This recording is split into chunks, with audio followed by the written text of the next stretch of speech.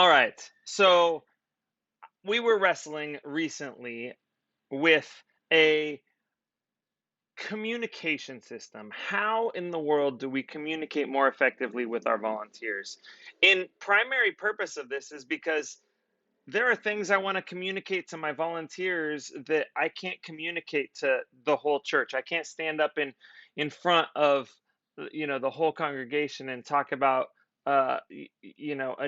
a way to include new families or various strategies for reaching the unchurched people, because some of those people might be there and it makes it kind of awkward, right?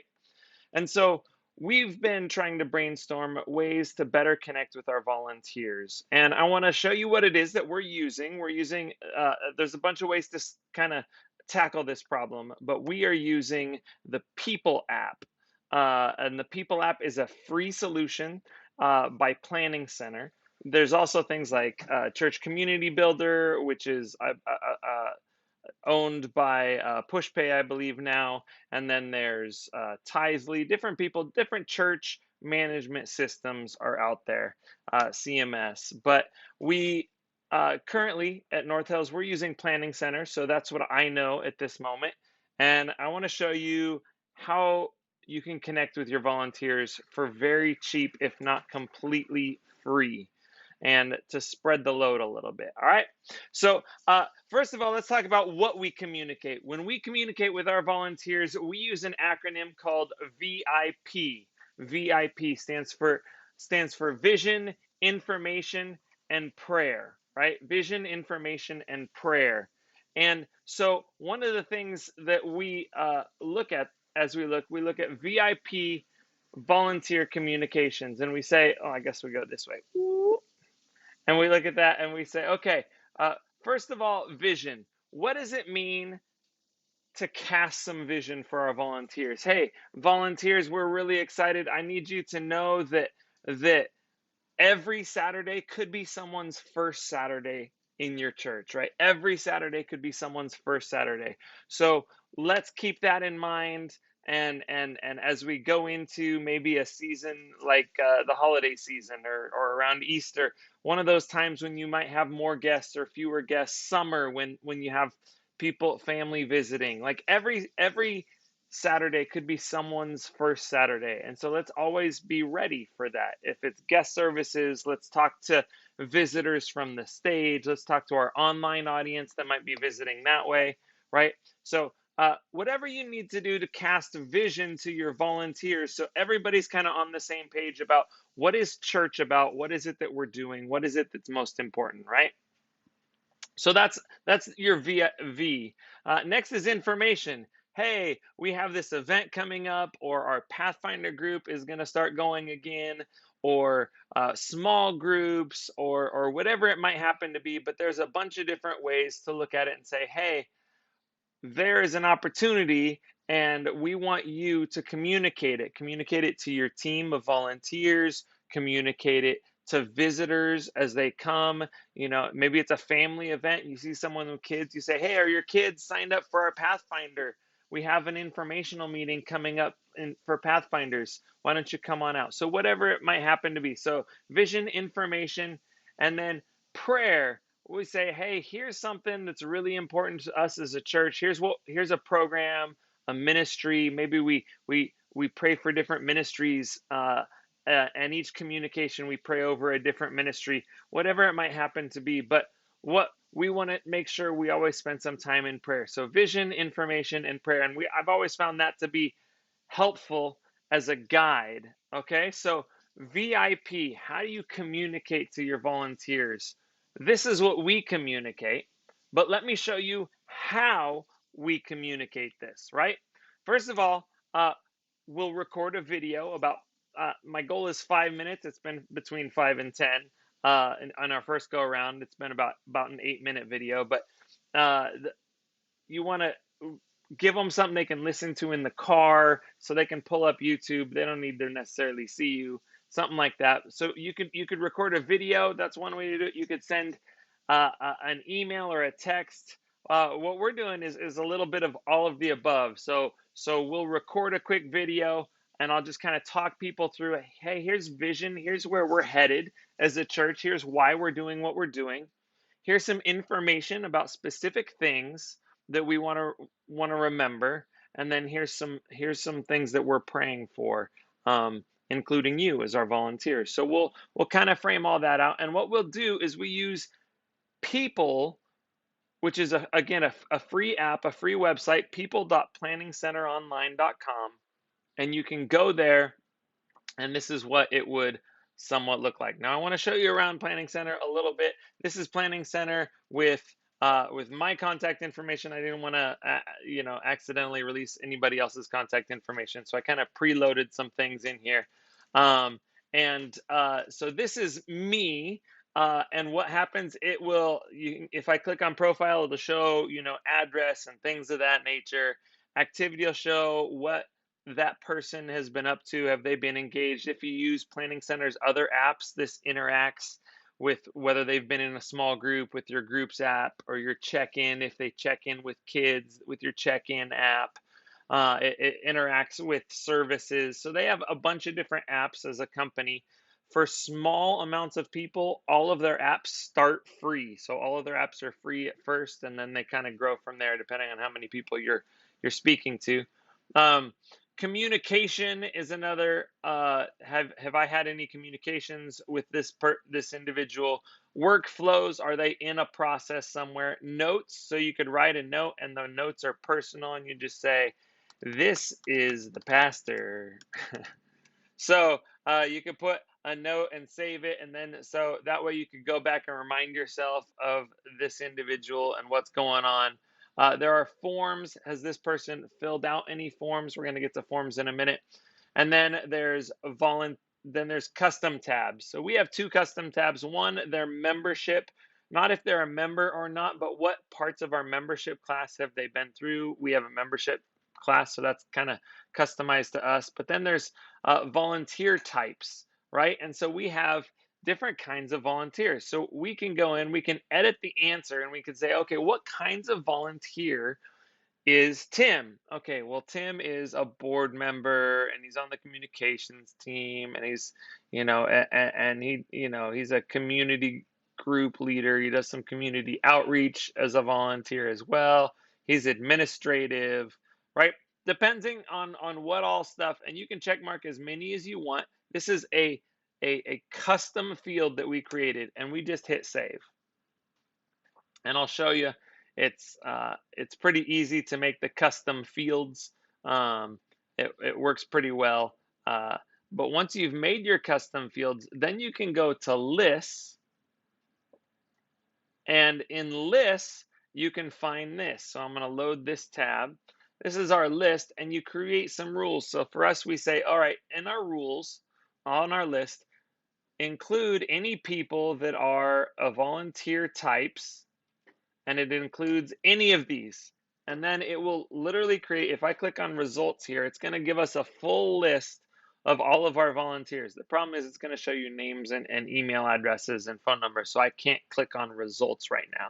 So you need to understand, sorry about that. But it will pull all of that up. Also under automations, I can make it automatically do things.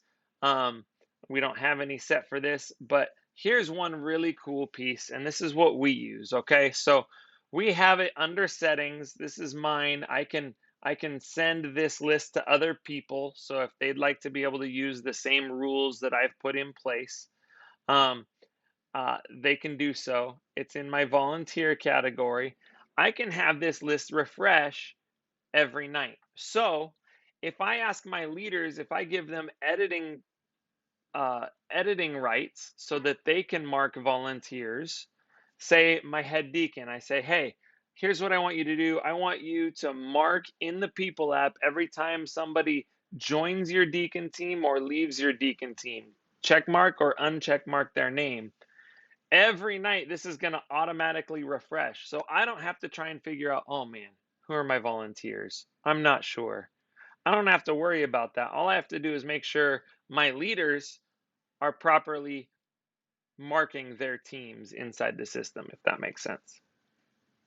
The next cool thing, is that it will automatically send to MailChimp. MailChimp is the email system. If you haven't seen MailChimp, I'm going to show you just like really briefly, but it automatically sends to MailChimp. So I automatically have a list created in MailChimp that I can email. So I will take our video that we talked about earlier with the VIP information. I will take that video, I will put it into an email along with a breakdown of other things, and I will send it out. And I'll show you what that looks like here in a minute. But I want to show you a couple other things that people can do. So people can create workflows. Workflows is a way for you to add someone, as this loads here, to add someone to a flow, and you create a first step. So say new workflow. We're going to call this workflow new member, our new member workflow. And we're going to create this workflow, and we're going to add a step. First step is add individual information to people, right? So that's the first step. And then we can assign it. I could assign it to someone, to our church clerk, and they're going to go in, they're going to make sure that it's added. And then the moment they click done, like we'll create that step. The moment that step is completed, if this makes sense, follow me a little bit here. Once that step is completed, it will automatically send to whoever's in charge of the next step. So I can say, okay, this is going to be Gabby. I have to share the workflow with someone. So I will share the workflow with someone, but for now it'll just be me. So here we go. All right, and then I can auto snooze. So when cards reach, they'll automatically be snoozed. So if say I want them added, and then I want a follow-up to check in with them in a month, I can auto snooze, and then I can say, okay, in 30 days, bring them active again, so that we're reminded to send them a, hey, I noticed you joined our church. It's been 30 days. How are things going? Have you found a volunteer opportunity? What's going on, right? So I can do that. I can have expected response time. How quickly should this card, well, if it comes in, let's give them a week to kind of respond, right? So I can create the step, right? Uh, and after it's done, it'll auto snooze for 30 days. And then I can add another step, and I can say, okay, then I want our head elder to get to know them. So head elder phone call, right? And I could again assign someone, I could snooze it, and I can create, and then people get added to these workflows and they go through these steps, and it allows you to kind of track. One of the steps you could put in is, have they been plugged into a volunteer team? If they have they been marked as a volunteer in our system? So that's workflows. That's another thing that the People app does. Another thing is it has forms. So you'll see up here forms. So you can create any kind of a form. And this form, let me refresh it. I don't know why it's not loading properly. This is an update your own information form that we can send out. So this, people can fill this out, log this in, fill this out, and it will automatically update their information in our system. So I can send this out. I can view the public form. I can copy that. I could send it out to our whole church through our email. It would automatically update all their information in our database right here. So people is what we use as our church database as well. And then, so that's lists, workflows, forms. People gives you a list of people. I can't click on that again because of privacy. And then dashboards kind of shows you how many people you have of different age groups. So if you have a big hole in an age group, it'll tell you about that. It'll kind of walk you through all sorts of different things that you can do there. Okay. So earlier I mentioned that we're going to take our list, right? We're going to take our list over here of volunteers, and we're going to take that volunteers, and it gets sent to MailChimp. So I'm going to load up our MailChimp here as you stick with me here. Thanks for your patience. It is loading slowly. And on MailChimp, uh, I can go and I can create an email. They call them campaigns. So I can create an email campaign. You can sync it up with your social media. I'll break down maybe MailChimp at a later date for one of these Tech Tuesdays, and we can look at how MailChimp works effectively for ministry for us. And there might be somebody else on the team or somebody else out there that knows how to use it even better than I. But um, so once you get and this just does not want to load. Of course it doesn't. So let's just try and do this. MailChimp. Let's try and here we go. All right. So I'm gonna log in. There we go. Okay, we're gonna go to my campaigns. There we go. We got things back. We're back. We're back. All right, so I'm gonna show you my VIP monthly, right? So I can go in here and I can say edit recipients and I can say email list to the volunteer tag. This tag volunteers is what's created straight out of Planning Center's People app, right? It automatically does it. I don't have to do anything. It just showed up here because it's a list of people that I have set to send out, and that list will automatically update, right? So it will automatically update. So this number will grow or shrink depending, and it's set to update every evening. But I can always look at this number and I can look at my list number and I can say, oh, it hasn't updated tonight. So I got 59 on my list because I added a couple earlier today. And uh, and here I only have 57. So there's a couple more people. So I can go in and I can refresh and I can actually force it to update if I want it to, right? So I can automatically refresh it if I choose to. But we're going to go back. I'm going to show you. I can edit the from. I can say who it's from. I can edit the subject. Um, and then I can edit the design. So I'm going to show you a quick design. This is where we're at and how we communicate to our volunteers. So this might be helpful for you in case you do similar things. Uh, so this is our VIP monthly. That's what we're calling it, North Hills Volunteer Preview, right? And so this is the link for the video. So if you click on that, it's going to take you to the YouTube video. It's all set in there. A monthly highlight. This is a story that someone of something that positive that's happening in our church. Dates. So these are some dates and some different things that are going on. The themes for each of my sermons for the weekends. This reclaimed is the themes of my sermons this weekend so that my worship teams know, and then different events that are happening. So we can scroll through. Some of the things that we're looking to add in the future is a volunteer spotlight one of our volunteers so they feel appreciated. Another thing we're looking at adding is an article, like a what we're reading, how we're learning type section, where we're talking about here's something that we feel is important for volunteers. Here's how to lead a balanced life. Here's what volunteering means. Here's some spiritual connection for how you change people's lives, right? And so we can go through any of these different things, and each of them you can create whatever you'd like. That's just what we do. So between the People app and there's these lists, and I should probably not click on that. Um, and and allowing ourselves to sync to MailChimp.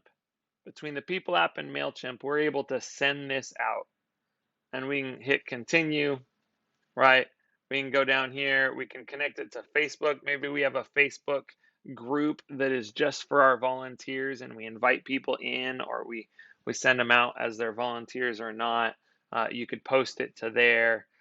You could schedule it. So if you're going to be gone, but it needs to go out every month, you can schedule that email. Some of the things that MailChimp allows you to do, People allows you to tap into MailChimp's possibility. So as a pastor, one of the things I'm always looking for is I am always looking for integration. How can I get things to work together work with each other so that I can communicate more effectively with more people using less energy, because we all have a limited amount of time and energy, right? So hopefully the People app is one of those things. Comment down below if you have a question, if you've wrestled with, maybe it's MailChimp, maybe it's a different church management software that you've been using. Um, of course, we have eAdventist. We use that as well, but we just kind of keep track of our members.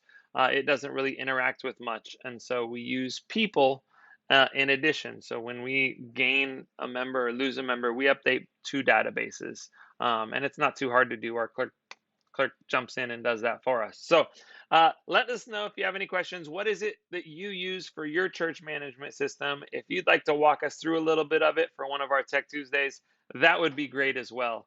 But in the meantime, thanks so much. Check out the People app. It's totally free. They've got an app on your phone as well, so you can literally just tap on, you can see it, boom. Ah, I didn't tap on it. There we go. Right? And so there's my People app, and it's loading up and it's giving me a dashboard, and I can go to my lists, uh, and it'll give me all my lists. I can even I can edit profiles. I can tap on people's phone numbers and addresses. And again, the app and the website are all linked up. It's all free. Just check out the People app if you're looking for something free that can really empower you to communicate better with your church and with your volunteers. All right. Thanks so much for tuning in. We will see you maybe next Tuesday. We're going to be out in Tucson for the union meetings. And so we'll see if we have a stream or not next week. We might be skipping it. But either way, let us know if you have any questions or comments, and we will see you soon.